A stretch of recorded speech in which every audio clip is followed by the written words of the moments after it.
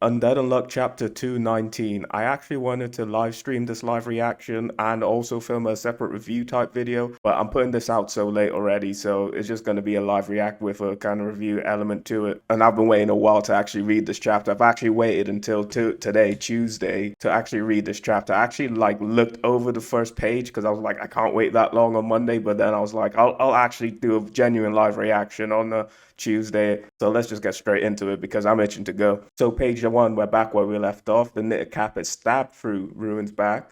And yes, this is a 210-year stroke of unluck made just for Ruin. Was she actually planning on just using the knitted cap on Ruin, or is she just saying that just a turn of phrase? I I think it's just a turn of phrase. That's just the way Fuuko speaks. I think I don't think it was particularly for Ruin because she does know Ruin is going to be like a dangerous character, not even character, dangerous villain. She's going to have to face eventually. So yeah, she probably had that specifically for him. She didn't really know about the other master rules, so I don't think she'd prepare for them. But so I think she's just using a turn of phrase. Well, you heard her. Was he talking to Andy? Andy's going to show up. Oh, okay. He was talking to Soul. So he was talking to Soul. So Soul restraints have been lifted. That was a great deal. It's thanks to it's all thanks to you driving her into a corner. Handle them however you like. I'll leave my power and the power up pair with you. Powered up pair. Uh, does he have to? I've already looked over. He's probably got blood and shadow with him still, and he's powered them up. Soul's powered him up, and Soul's given Ruin some power as well. It seems like interesting. Soul's just powering up all these guys, bro. No one can do this on their own. But now the seal's lifted. Is Soul able to just bust out there? I guess not. Otherwise, he probably would have. I guess now they can participate in the quest.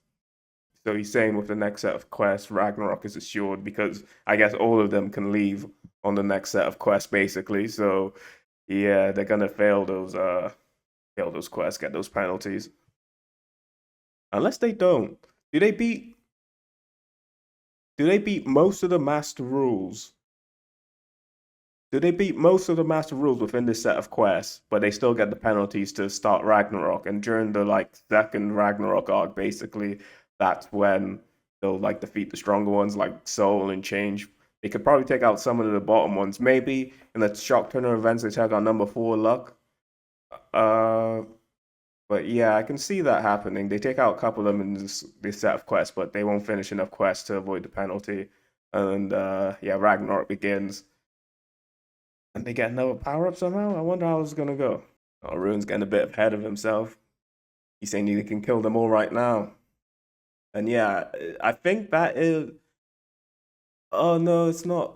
Is he just transforming himself, or is that? I think he's just transforming himself. What is he using? Is it artifact? Just made dragon claws out of his foot and out of his arm. Because I saw it was red and black. I thought it was just glimpsing that. I thought it was shadow and blood again. Oh, she says it is. He is controlling two Umas. And yeah, is that scar around him actually blood then? Because did I say I thought it could have been blood in the last review? I might have in my first round because actually now I had to re-record it because I wasn't recording my last review. So I had to re-record the second half of that. Yeah, Fuko's going over his abilities in the previous loop were fueled by the powers of Uma. So he's extending. Is he extending his abilities through the Umas here, using shadow and blood to morph his body somehow? Because he is a pretty unique case. Like, blood was like a part of him. I guess it was like just covering him, but I feel like it was like a part of his body. Like he was using blood, like in his blood, I'm pretty sure. Okay, so yeah. Oh, so he stops when he's about to get Fuko.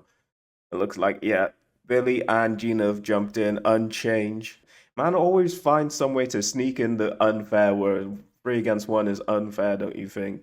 There's a quirk of his character. He is unfair. He sees the unfairness in everything.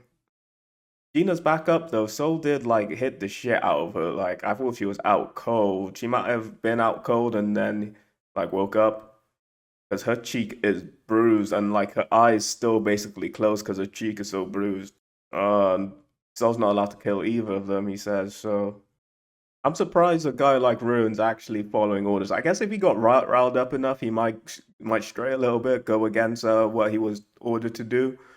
But but I guess there's no reason to go against the rules of wishes at this point, especially since Soul's lending him his power right now. Is that why he looks younger? Because Soul's lending him his power, actually? But anyway, Fuuko rocks this guy, and I thought for a second Fuuko like knocked his tongue out, but it has a hole in it. I was like, he just got a weird tongue or something. But now that's her glove. So she's got 200 in the right glove. She just been wearing her gloves 10 years less than her knitted hat. Maybe it took her 10 years to be able to focus on multiple at a time, kind of thing. Or maybe she just had the knitted hat and she got the gloves 10 years later. Can you get any gloves sooner? I don't know. Yeah, it was like 200 years ago. I don't know if gloves were about like that abundantly. Otherwise, she'd have to make them herself, but she'd still have to learn the skill to make them. I don't think it'll take you 10 years, but we don't know. We don't know.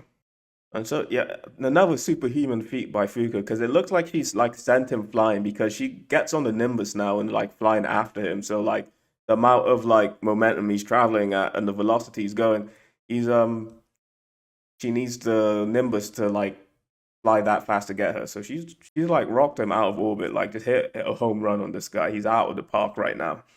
Bro, I saw space for a second. I thought she actually did knock him out of orbit, but I think we're just seeing Andy's perspective. But I'm getting ahead of myself. So Fugo knows the consequence of this because that's what I was thinking in the last chapter. She must know what's going to happen now that Andy Seal's gone. So she's got to be prepared for it. It was a risk she's willing to take. Yeah, Fugo's just talking the shit right now. The Undead Unluck deal is going to negate this guy. But if you're negating a negator, aren't you just establishing the rule then? Okay, so we got a couple panels on the side, and these guys are just looking up. It gives me kind of like Vegeta looking at Goku fighting the enemy kind of thing, like when they were all watching Goku fight Beerus. I don't know why this popped in my head. Yeah, the MCs are taking care of business right now. You guys just look on and watch for now. So Chikara is doing an interesting plea right here for Billy to teach him how to see with his ears. So this goes back to I think it was 213, whenever we were like doing the whole Tatiana ran away shenanigans. There was a scene where Billy basically had sonar vision, it looked like. But like the way it was depicted, it seemed like to me that it was how Billy sees the world. And I think that is how he sees the world. And what Chikara is doing here is asking him to teach him how to do that. Because it's all about perspective with his ability. Just because you can't see it in the normal way with your eyes, if I can see it with my ears the way Billy can, I'll treat that as sight and my ability should work. And to be honest, that would actually be an insanely huge power boost to Unchange if it extends his vision because the way Billy sees is probably more than a normal person how they see. Because like from our sight, we can only see like because from our sight we can only see like what's in front of us, what's blocking us. Billy could technically see someone who's right in front of him. He can see the person behind them because if he's got the sonar kind of vision with his hearing. So yeah, this is an interesting power up to Unchange. And yeah, and going back to that tier list stream I did, that would probably make him even higher on the list, like the Unchange ability. But I plan to do another tier list ranking the actual negator, and I was gonna base that on what they can actually do, what they've actually shown on panel they can probably do. And he's gonna add this to his arsenal, so that's gonna boost him up in that tier list. And for my last tier list, I will do that edited down shortened video that I usually do, but I just been busy. I haven't got the chance to do it. But expect that soon, sometime maybe the end of this week, hopefully. Okay, so this is a pretty cool scene. So Fuuko is chasing Ruin with a cascade of meteors like chasing after them as well. This is pretty badass. It's like if like Fuuka could actually control meteors, like that would be an insane skill. But like she basically can. It's actually homing in on Ruin, so she basically is targeting him with it. Like this, she's actually insane. But it is 210 years of stored unluck. Actually, I think it's just a glove 200 years, so it's a one and done move really. But Fuuko, like fully suited up, is a really powerful character. I'm not saying she's in like the S tier echelon, but she deserves more credit than what she's given, I feel like.